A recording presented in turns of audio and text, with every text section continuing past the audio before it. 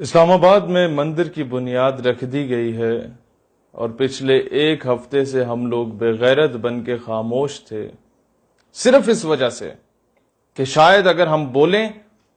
تو کہیں international community یہ نہ کہے کہ پاکستان میں مائنورٹی کے ساتھ زیادتی ہو رہی ہے تو لٹے پٹے میں، حالانکہ Pakistan is the safest haven for the minorities, جو کہ ایک بہت اچھی بات ہے۔ لیکن مجھے یہ بتائیں کہ مندر بنانا، یہ تو چلو آپ نے درباری ملا بھی رکھے ہوں گے، درباری پیر بھی رکھے ہوں گے جو آ کے آپ کو پھر یہ فتوے بھی دے دیں گے کہ جناب یہ بالکل جائز ہے، اسلامی ریاست خود اپنے ہی خرچے سے مسلمانوں کے ٹیکس کے پیسوں سے لا کے مندر بنا سکتی ہے۔ لیکن جیسے ہی بنیاد رکھی گئی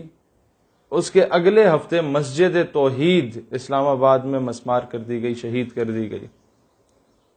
اور 25 سال پرانی مسجد، جب اس کو رینوویٹ کرنے کا وہ سوچ رہے تھے، انہوں نے رینوویشن شروع کی تو آپ لوگوں نے جا کے شہید کر دی اس بات پہ کہ اس کا این او سی نہیں بنا، یہ تجاوزات کے نام پہ۔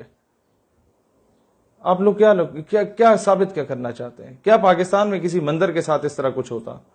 یا کسی چرچ کے ساتھ اس طرح کچھ ہوتا تو پوپ اور یہ جتنا مغربی عناصر ہیں، یورپی یونین، سارے میدان میں آ جاتے، اور عافیہ صدیقی کی طرح وہ اگر ڈی سی ہوتا یا آئی جی ہوتا، جس کے بھی آرڈرز ہوتے، اس کو اٹھا کے امریکہ بھیج دیا جاتا کہ بھگتو اب سزا۔ غلامی یہاں تک، خدا کا واسطہ ہے دیکھو بھارت میں کیا چل رہا ہے۔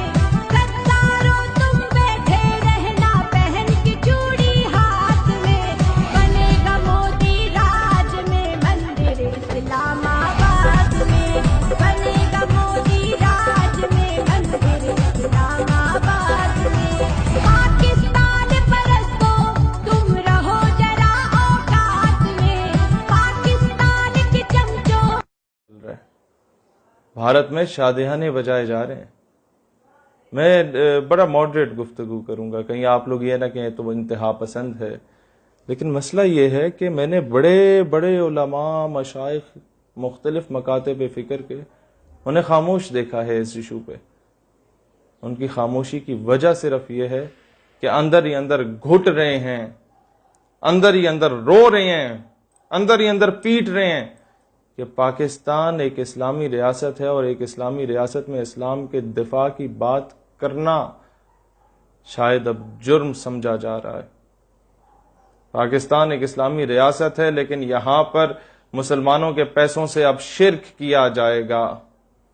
پاکستان ایک اسلامی ریاست ہے، لیکن یہاں پر پاکستان کے قلعے اسلام آباد میں 33 کنال زمین قادیانیوں کو الاٹ کی گئی، انہوں نے وہاں خریدی کہ ہم یہاں اپنا مرکز بنائیں گے۔ وہ منی ربوہ، وہ منی اسرائیل یہاں پر آ کے بنانے جا رہے ہیں، جو کبھی بھی آپ کے کانسٹیٹیوشن کو فالو نہیں کرتے، جو کبھی بھی، جو آپ کے نبی پاک علیہ الصلوۃ والسلام سے سنسیئر نہیں ہے۔ ہاؤ از اٹ پاسبل کہ وہ آپ سے سنسیئر ہو، پاکستان سے سنسیئر ہو،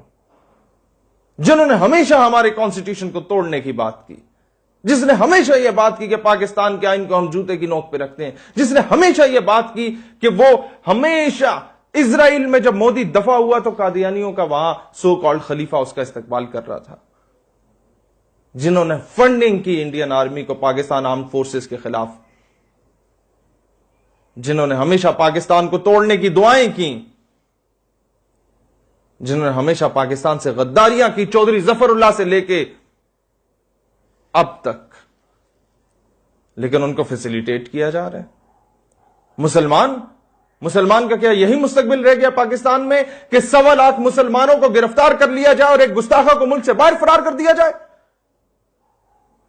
یا ہم جیسے نظریاتی لوگوں کا یہی مستقبل رہ گیا کہ اگر ہم پاکستان کی اسلامک آئیڈیالوجی کے دفاع کی بات کرتے ہیں تو نامعلوم افراد میں ہمارا شمار ہو جاتا ہے، یا کسی روڈ ایکسیڈنٹ کی زینت ہو جاتے ہیں، یا کسی ساحل سمندر پہ سیر کرنے کے بہانے مر جاتے ہیں؟ خدا کا واسطہ ہے، خدا کا واسطہ ہے،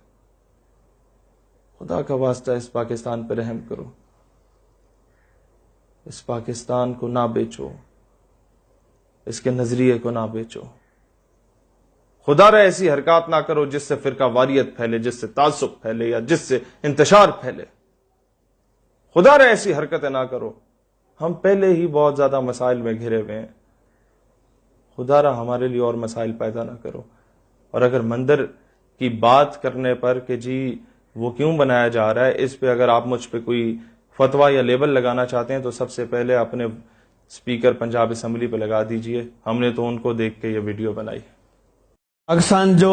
اسلام کے نام پر وجود میں آیا تھا اور اس کے دارالحکومت اسلام آباد میں نیا مندر بنانا نہ صرف اسلام کی روح کے خلاف ہے بلکہ یہ ریاست مدینہ کی بھی توہین